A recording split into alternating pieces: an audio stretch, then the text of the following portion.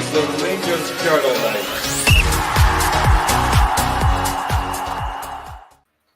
Good evening, everybody, and welcome back to Rangers Journal Podcast. I'm your host, Scott Mackay, and I'm delighted to be joined by Ricky and my new podcaster, Jock, tonight. Before I get into the welcomings, we're going to do something different tonight, where we pick a player each from the 9 in a row era and try and see how they would fit in with this team.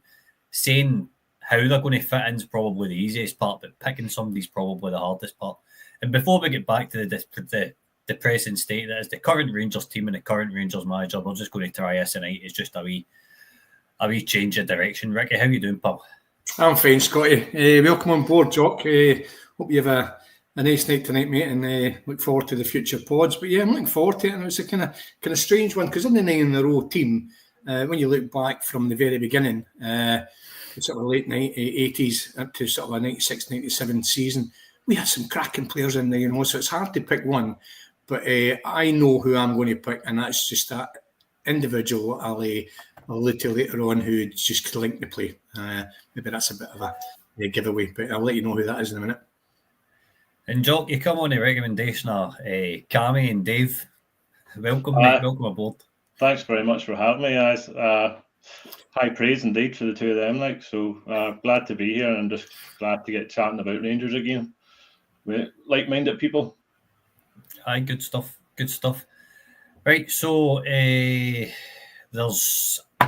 where do we start? Ricky, I'll come to you first.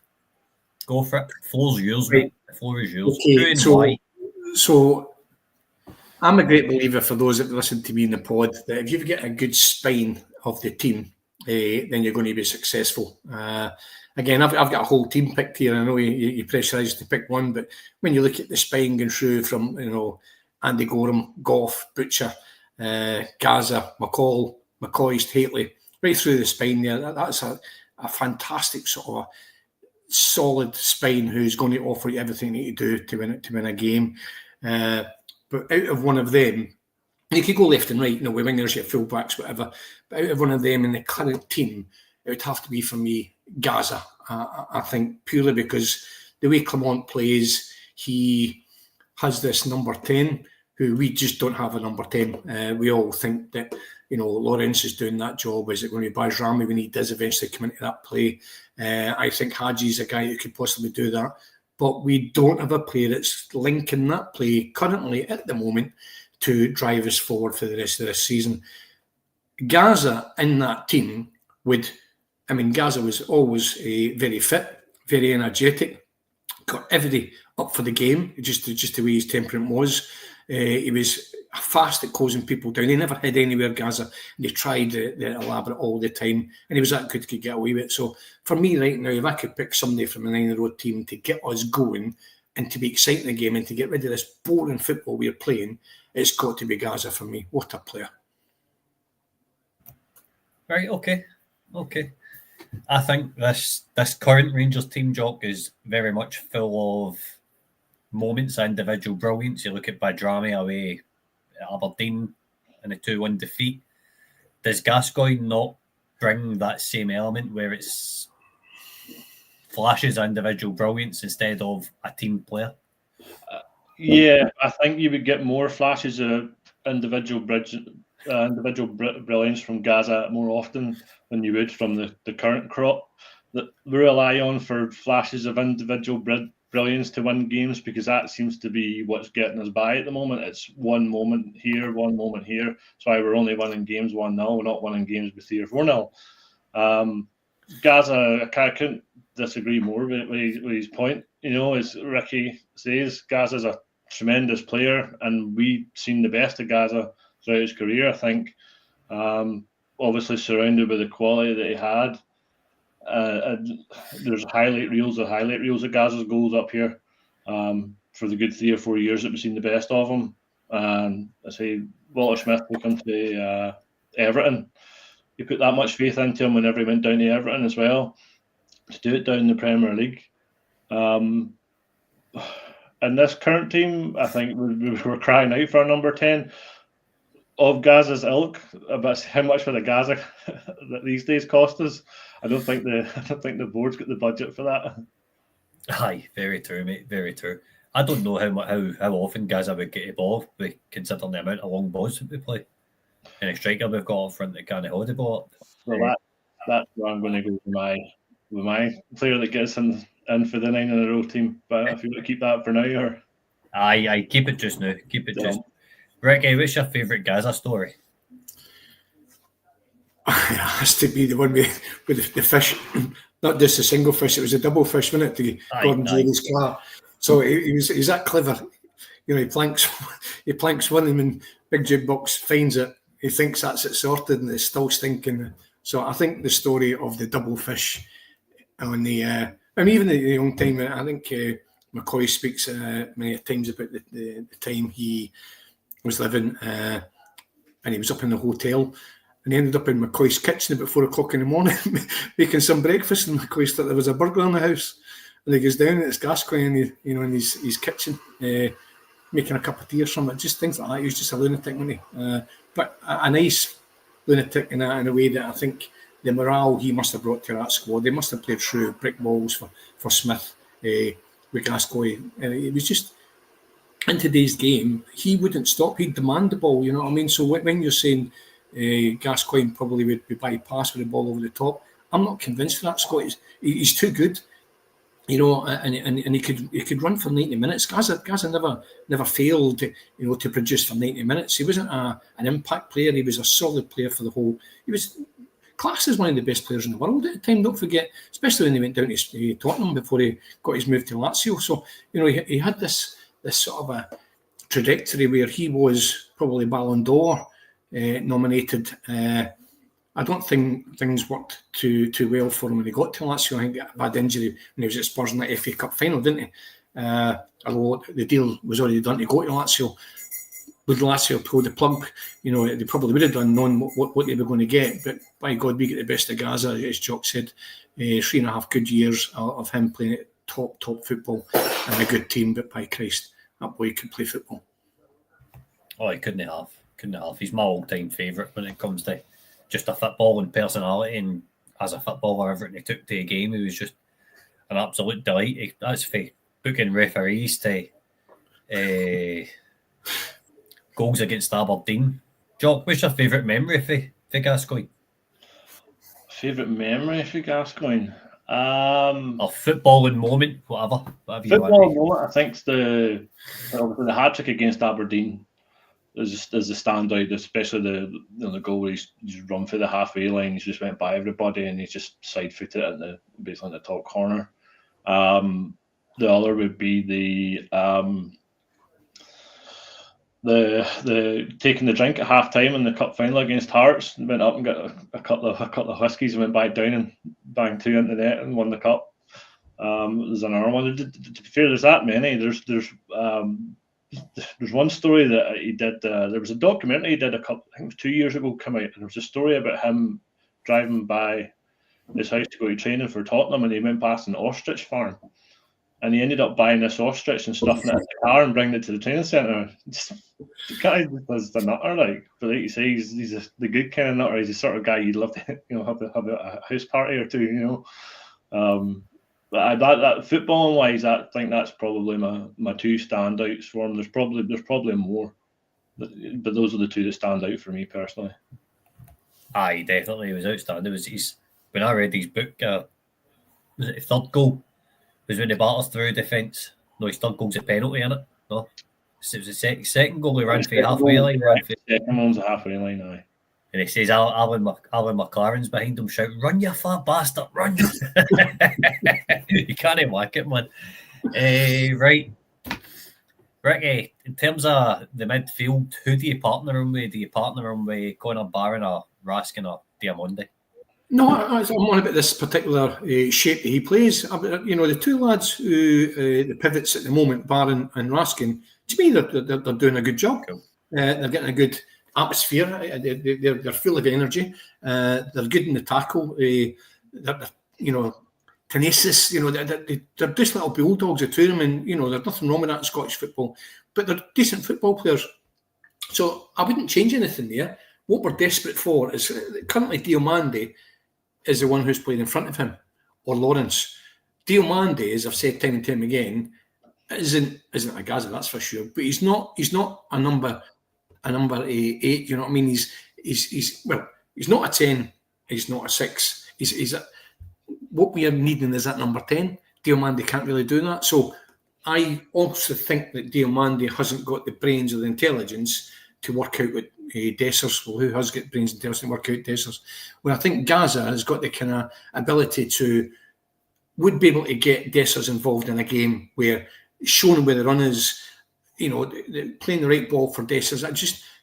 In training, Gaza just had the intelligence. I just think we would be such a far, far better. So answering your question there, Scott, I wouldn't change anything. I'm on about the system we play right now. Who do we need? What the missing link is a striker. And I know we're going to come on to that shortly. But it's a striker and the man that links it all together, that number 10 in our system, which we do not have a player feasible enough to do it consistently well enough for us to be a consistently good team. We're in a transitional season. We've said that time and time again, but it is November and we're still not seeing any kind of level of consistency which you would expect to see from a team 12, 13 games into the league season. We're not seeing them. And the two areas, and I think I've said to you before, Scotty, which we definitely need to try and strengthen, and as you've said yourself, probably through loans, has to be that midfield area in front of the two, somebody with a wee bit of quality, and a striker. That's two areas I feel that we're comfortable everywhere else. Full back area, we've got options. The centre back area, we've got options. We've got a decent backup as a keeper. What we don't have is MD to link the play, i.e. the Gaza or the, and I won't mention the guy's name now, but we need that player who can put the ball in the back of the net. So that's the reason why I went for Gaza. He would be that person to link it all together. Jock, how would you shape up the Gascoigne the team? Would you keep it as it is? Would you go with a 2? Would you go with the 2 and the 1, double pivot? What would you do? And how would you play them with? I go with the 2 and the 1. To Gaza further up with somebody beside him, maybe a Hadji, and then I just have the 1 sitting. Now, as much as I love Connor Barron, I think we'd probably be better suited with Raskin there, just because he's probably got that wee bit more experience, just because of his age. But Barron's an engine. Barron runs all day for you and is not feared to get stuck in, and will. Barron, you've seen the last couple of weeks, has been trying to get up the pitch further and try and get involved in things, which we've been needing that from the midfield, because the midfield's not been contributing at all. Cammy's likened him to Stuart McCall a few times. Connor Barron says he's a Stuart McCall type player. Aye, I can see the comparison. I definitely could. So I think I'm only giving Hadji the place beside Gaza because I think the two of them would work well together in the current climate. But then, can you imagine Barnes' energy beside Gaza? A lot of potential there as well. So this is the beauty of this, is you can throw different aspects to it, and different. You can pick and choose the qualities of each player and try and match them up with Gaza. Gaza's on a league of his own, so we just need to get somebody that would marry that. It annoys me that we play with 2 sitting midfielders. I think in Scottish football, I think we don't need that. Particularly this Rangers team doesn't need that, because we're just losing our player further up the pitch when we're trying to break teams down. So I would go with Gaza and Hadji, and then probably Raskin as a deep line midfielder. No, that's fair. Right, Jock, what player have you picked and why? So I went for Hateley as the talisman up front, as somebody that can hold the ball up, which again is something we're crying out for, because it's something Dessers just does not have in his game at all. And we've seen it now for the best part of maybe 18 months. Hateley, for his height, was surprisingly quick. So Hateley's a lot. If you ever go back and have a look, or if there's any young people here wondering who Hateley is, ask your dad, ask your uncle. Hateley was a phenomenal striker. Great at holding up the ball, fantastic in the air. He was like a whippet as well when he wanted to be, so he was good to get in behind. and that's him and McCoist had a great partnership. Now you could pick McCoist to be up front because McCoist scored all sorts of goals, but Hateley scored all sorts of goals as well. Particularly like a goal from outside the box, which again something we're crying out for in this Rangers team. We haven't seen for a good while. That's it. That's everything I could throw at it because I picked one player, didn't pick the team like Ricky did. Do you think Hateley's got better leadership skills up front than what we've currently got? I would say that aura, that demand. I think yes, and in terms of because of who he had beside him. The Coisty and him had a hell of a partnership, and they scored the guts of 100 goals between them in a season. You know, and that's why Coisty got the golden boot because Hateley was there to supply him with most of them. But I think when you're talking about leadership, I think that entire team is full of leaders. You know, that 9 in a row from the first season right through to the 9th season and into the ultimately the 10th season, there was leaders all over the park, from defence to midfield to up front. Plus, you had Walter Smith, Graham Souness barking at you as well, so you were going to run through brick walls for them. You know what I mean? So maybe that's something this team has been lacking for a while, is more leaders in different positions across the park. You know, Goldson was a bit of a leader. We've seen that. You know, I thought Diamondi sort of had that when he first came into the team. You could see him picking at players and getting at folk for not doing things the way he wanted it, or was expecting the pass to be quicker, or expecting folk to make runs. I've seen that with that, but I haven't really seen that from anybody else. Aye, that's fair. That's fair. Ricky, Mark Hateley, do you pair him up front in a 2, or do you think he can do that Cyril Dessers role in today's game? Well, again, Scotty, when we were posed the question about tonight's pod, I was basing it on the current formation, which is rigid. So you know, the 4-4-2 is a little bit of a dated system, although teams are starting to play it again, 4-4-1-1 perhaps, not rather than a 4-4-2-2. But I'm quite a fan of the 3-5-2. It means you can just have the single holding midfielder and allow you to have the 3. So your fullbacks will be a lot higher up the park, and you'd have that solidity of the 3 centre halves to give you that sort of especially at Ibrox. When Jock's absolutely right. You know, 2 holding midfielders. However, that's how he plays, and hence why I put Gaza in there.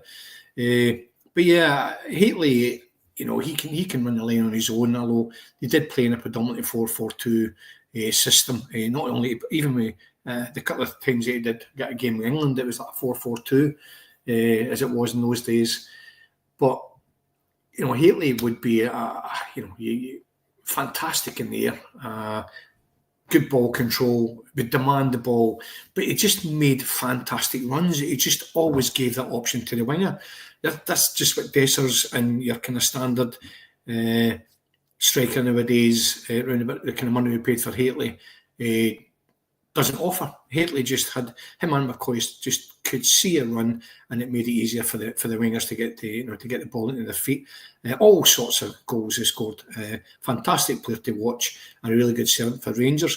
But then you look at sort of Jelavic, Big Prusso. I mean, they were all good strikers for us. I know it was post the 9-in-a-row era, but we've had good strikers for the past few, couple of decades. But all of a sudden, everyone's just went dry again. I know it's lack of money, but when you spend that kind of money in the 2 lads who we've got up front, 10 million quid plus for Dessers and Danilo, and we're getting nothing in return from either of them, that's just pure poor recruitment, because there's got to be better players out there for better money in other markets. Hence why I would love to see Muscat eventually getting that job for us, because he knows a big market that Postecoglou knew, and we know the kind of history across the city, what's happening bringing players in for Asia, but we just don't seem to want to touch it for some reason. I'm not too sure why, but yeah, Hateley, good shout, mate. Jock, in terms of Hateley, how does he score most of these goals in this Rangers team? Because there's a void there in terms of we're not scoring many goals just now, and I don't know if that's because enough chances only getting created, especially with the way Fitba is these days. I would say probably headers, judging by what we seem to be doing, which is lobbing the ball in the box and hoping Dessers gets on the end of it, even though he's the only one there. But Dessers gets his chances. We create chances. Dessers just doesn't take them. You know, Dessers will take one chance out of 4 or 5 in a game. It's not enough.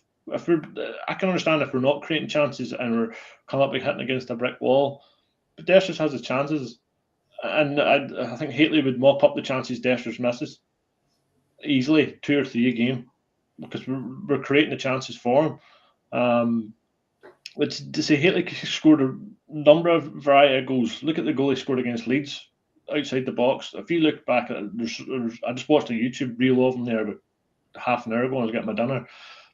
Plenty of goals outside the box, headers for outside the box. You know, you could do pretty much everything you'd expect of a striker. Hit the target, make the keeper work. Don't hit it straight at the keeper's feet. Put it into a side. Old school number 9 is what Hateley was, and then there are dying breed now. It's like Ricky says, for the money we spent on Dessers, you know, you'd have to spend that probably tenfold to get a player of Hateley's caliber now, easily. 100%. So 100%. I think Mark Hateley would struggle in this Rangers team currently to get goals, because he would certainly finish off more than what Dessers is finishing at the moment. It'd be good to see kind of. I prefer eye test to all his stats and everything that's unfit by these days, but it would be good to see like conversion rates and chances missed and chances converted and shots on target. It would be interesting to see between him and McCoist what it was actually like. Rick, is there any pitfalls to bringing Hateley into this team? With his height, I think, when was the last time we scored from a corner? A genuine sort of a question. You know, we just don't have that aerial threat. Mark Hateley instantly gives you that threat from set pieces, whether it's free kicks coming in or the corners. It's just unbelievable how we just don't score from them. But going back to the kind of said earlier on, when Tav and Jefty get down the outside and get a ball across it, they're constantly crossing balls in. Hateley would be the man that would make the runs to be in the end of them. You know, he just offers. He gets in front of the centre half with the ball coming in. Dessers tends to run away for the ball. You know, hence why, you know, we never seem to sort of capitalise. And I mean, our possession football, you know, all these 1-0 victories we've had, what is it, 7, 8 in a row, whatever it is now. We are dominating by 70% or more of these games, dominating. Why are we not scoring more? Well, there you go. It's not the crosses that's not coming in. It's just there's nobody on the end of the crosses to put them away. Hateley Dado Prusso would be the perfect player, for God's sake. You know, he wasn't part of any of those. What's a player he was? Another person who just could just make that run, and he could just finish. Jelinek, another one. You know, they just knew where to put their bodies, where to make the runs. Big Hateley was the same as part of that Nero team, and that's not to say McCoist wasn't, because we McCoist used to score goals for fun, didn't he? All because Hateley was and him were a good partnership. But you know, in this current team, we do not lack getting service to the strikers. The final pass from, dare I say, our number 10, or the options from our balls coming into the box isn't really there, because it's not the right runs. There's nobody running beyond, any midfielder running beyond. Maybe that's because we're holding two at the back. But we don't have any Arfields running through onto the balls. This is where Gaza would be able to find that little ball, you know, for people. Hadji's exactly the same. Get Hadji in that number 9 role, that number 10 role, get him in there. Hadji is a man right now who we have in this squad who could try and link that play.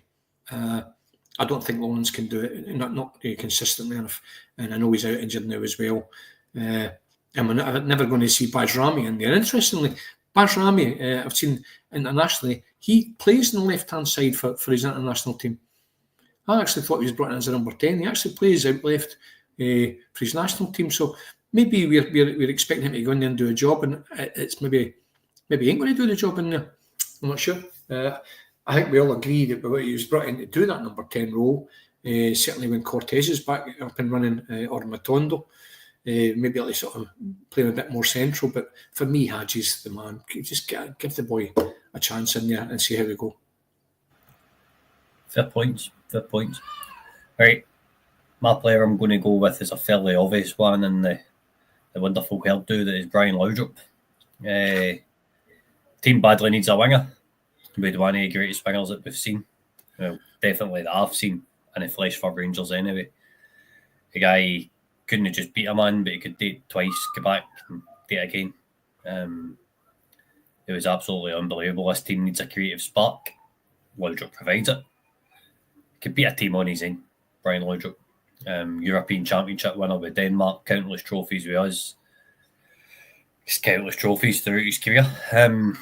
We've not had anybody of that ilk or quality since in the wide positions for me.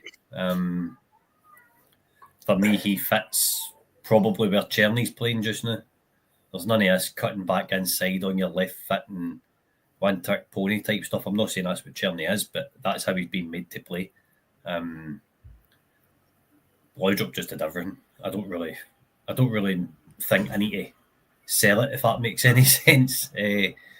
Ricky, how would Brian Laudrup line up for you this team? Well, like Laudrup's there in the team, but going by again the original question. Listen, Brian Laudrup's probably my favourite Rangers player ever. Him or David Cooper, it's arguably. But Brian Laudrup was just a world-class football player who we were very, very fortunate to have at Ibrox, ironically at the same time as Gaza. So, what a team that was when they two were playing together. I can remember Laudrup, playing the 10 role, attacking teams down the left and the right. He wasn't just a winger. He could do, as you're right, Scotty. He could play any role and just make things happen, make things tick. He had a burst of pace, intelligence, 2 feet. He's just he loved us as well as a club. He's never ever said any other than he just loved his time in Glasgow, especially playing for Walter Smith and that Rangers team. So we were very blessed to have him. Would he be beneficial in this team right now? I would still pick Gaza over him, purely because Gaza was more of a central player. And what we are screaming out for now is this number 10 and a striker. Yes, we would get undoubtedly fantastic service from Brian Laudrup down the wings, as you're saying. However, I'm not sure if that's where we're lacking at the moment, mate. I think we're more seriously lacking the central area of the park, the spine, as I mentioned at the beginning of the pod.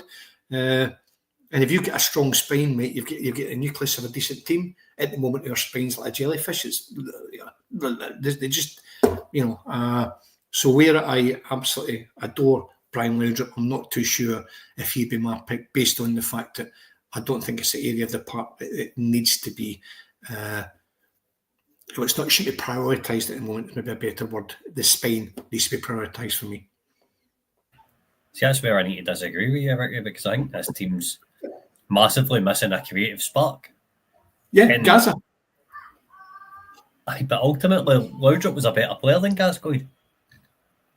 Won his more points, he was more available. Gaza, not a bad injury record, but it wasn't a great record for attending and being available for what I pick him.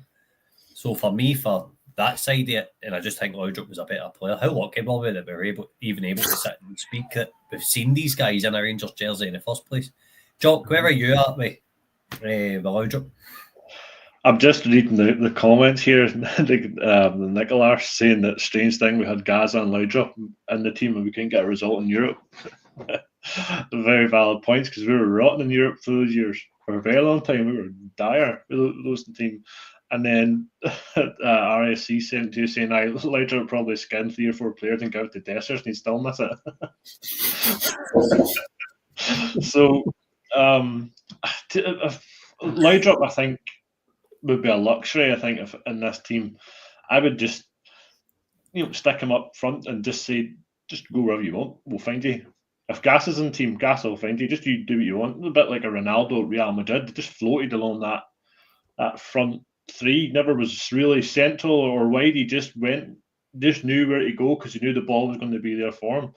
And ideally, that's what you have. You have Laudrup making the run and Gascoigne just putting it on a flipping sixpence for him, and there's your goals. There's your creative spark. But obviously, we don't have Gas on this team. We're having to go with Laudrup. So, yeah, Laudrup could have played left wing, right wing. Wouldn't have mattered. He would, like you say, he would have beat his man. He would have put the ball in the box, or he would have cut back, done the man again, and had a shot. Laudrup had it's just natural ability just to go by players. Just did it for fun.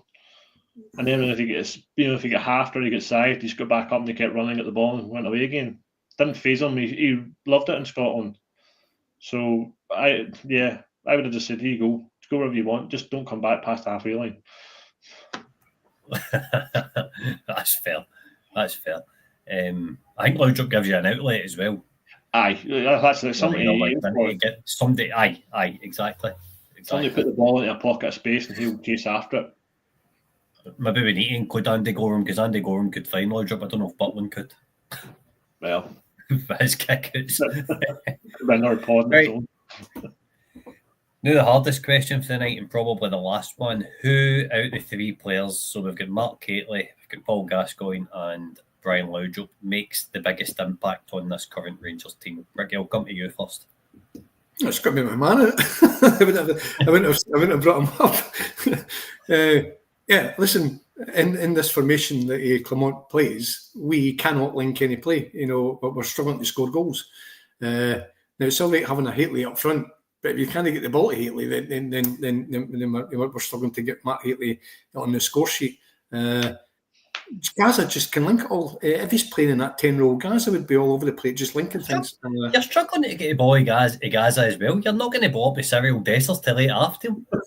Dessers can't hold a glass of water, never mind a fitba. Christ, could they trap a moose? Yeah, I just think forget personnel, and I think we can all agree we need the 10, we need the striker as a priority in our team come January. Would you not agree with that? A 10? No, I don't think it's a 10 we need. I think it's a 6 and a striker. I think it's a midfield anchor man. It's a Makaleli. It's a Kante. It's somebody of that ilk that we need to break the play up and distribute the ball and orchestrate a mid-lay part. At 10, we've got loads of hopeless players, but we've got players available in it. That's just my opinion, though. Jock, what about you? For me, it's Hateley because he'll score goals. Honestly, our problem is it's not as if we're only creating chances. We just can't put them in the back of the net, and it's been like that since the start of the season. And that was our problem last season under Beale as well, with the same, not really the same sort of players, but majority of the players, the same issue, same guy up front, just not taking the chances when he needs to, and that's where we're at. Because we switch off towards the end of the game, it's still sitting 0-0 and we concede silly goals. It's been happening in this team, Rangers team now for 4 years now. Right. If we're not, if we haven't blown the team away, or if we're sitting tight at 1-0 or still 0-0 with last 10 minutes to go, it's everybody's biting their fingernails and just waiting on the usual, what's expected, a silly mistake, some lack of concentration, and then we're done. So for me, it's Hateley up front with a better conversion ratio than Dessers that maybe propelled us from third up to second. That's an interesting point, actually. See with Hateley in the team, we're not 9 points behind, are we? Probably not. Aberdeen or Celtic. Yeah, probably not. I'd say it would be level pegging at least in an ideal world. That's fair. Ricky, what about you? Do you think with Hateley in the team we are 9 points behind Aberdeen and Celtic just now? No, I don't think so. I've already alluded to in the pod earlier on. If you look at the percentage of play that we've had in games, okay, we've got the 1-0 victories, but we're hanging on. When you look at the Aberdeen 18 shots on target in the bottom of the league. Last weekend we played Hearts and we probably MD could have won that game, but we've had the chances throughout both those games just to put the game to bed, but we're not doing it. And of course, the fans start getting restless, start turning on the players. The players start feeling it. They start losing a bit of confidence. They don't take on the player because they don't want to get booed. It's just this kind of hostile environment because we're not putting the games to bed when we get the chance to do it. With a decent striker like Hateley would certainly do that. You go 2-0 up and you can start taking 1 or 2 chances, can't you? But when it's 1-0, anything can happen. And the 1-off you can accept. But what is it? 8 teams now Scotty into 8 games this season. I think it's been 1-0 wins, and that we need to capitalise on that. And that sort of a sheer I'm looking for, capitalise on the amount of pressure we've got, the percentage of play we've got, and we're just not doing it. Jock says he reckons we would be on level pegging with Hateley in the side. Where are Rangers in the league with Gascoigne in the side? It's a difficult one, isn't it? Just opinion. Just like devil's advocate. Again, these 1-0 victories would be a lot more than that. But if we go back to the original question, level pegging with Aberdeen or Celtic, I don't know if we'd be level pegging with Celtic because they absolutely battered us, didn't they? Let's not be about the wish here. In the other games, we have sort of a drop points. Yes, we played quite well in the second half up at Pittodrie for the first 20 minutes, 30 minutes. So that was as good as we played for a long, long time. But it wasn't good enough because it wasn't over 90 minutes. But we probably would not have lost that game, certainly with Hateley or a Gascoigne in it. So level pegging with Celtic, I think we have to be honest. No, we probably wouldn't be. Aberdeen was sort of a lot closer to where we are right now. But they're 2 decent players who would break our bank and our budget to get that kind of calibre player in there. So it's maybe a little bit of a question that's just... listen, going to Gascoigne and where we're playing at the moment, for God's sake, give Hadji a chance in that team. Let him try and link the play. What have we got to lose? That's all I'm saying. Just give the boy a chance. Much is Hadji paying you tonight? I keep on going on about Clement's stubbornness, right? We all know his system. I know as a designated manager right now, the boys are in at training tomorrow, and I know exactly how Rangers are going to set up on Sunday. I know exactly how, and I know how to get my players up to. And that's why I think Sunday's going to be a dodgy game for us, because we just allow the opposition just to set up for the whole week prior to coming to Ibrox, and it's an open, even game. And for me, that's just so sad that Rangers are like that. We don't have the players to stick to that rigid system, so it's easy to come to Ibrox and just mark up against it and then try and hit us on the break. And United have got a lot of sort of a youthful, quick players, so we'll need to be careful on Sunday. But that's another pod during the week. But I'm not going to go into that game on Sunday with a great deal of optimism. I think we'll win it, but the way we are playing, I think it's going to be another 1-0 sort of a bait and nail stuff, if I'm honest. Turgid performance. Kicking the hand down the road, isn't it? Yep. Right. Jock, what about you with Gascoigne, the team? Where are Rangers lining up in the league table with Gaza on the side?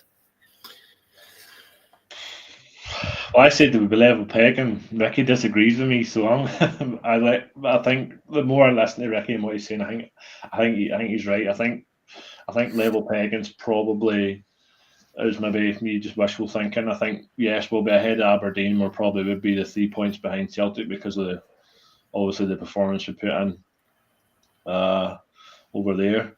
But yeah, I just like to think with we'd have more points than what we currently have, and obviously the goal difference, the goals forward, would like to think would be a bit healthier. But yeah, it's like looking forward to the game against Dundee United. You like to think that Clement's had a good 2 weeks with the players that aren't away in international duty, and he's going to come up with some new formation or maybe a new set of players that's just not the usual lineup that we're used to. But I still expect to see the same thing we seen 2 weeks ago. No changes, just the same boring, predictable lineup. This is my third international break this season now, isn't it?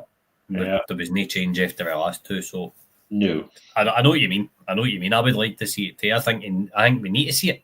Yeah, it needs to give our people a chance. Just give our people in those positions a chance to run out. Give them game time. Aye. What's you got to lose? Exactly. Well, I'm going to go with I think Brian Laudrup with this team 4 points behind Celtic due to the fact that he's also bald by this point as well because he's trying to assist Dessers that many times. He's lost all his hair. He's pulled all his hair out. So that's what I would go with on that. Well, that was fairly interesting, lads. I wish we could have any one of those players on their day in that team just now because the quality's badly lacking. I think it's fair to say. Reggie, you get any final thoughts? No, but I'm quite interested to see how the week builds up for Sunday. I'm really looking forward to Sunday. Looking forward to Saturday, by the way, Scott, as well. Right. A few couple of drinks down in Harrogate. But yeah, I'm looking forward to Sunday, and I just desperately hope we can. I mean, when was the last time we came back from the winter break or an international break with all guns blazing? We don't tend to start very well, do we? Which is not a wee bit of a worry for me, but at least it's at Ibrox. If the crowd can just stick behind them, then I'm hopeful that we'll get the victory. But it ain't going to be easy.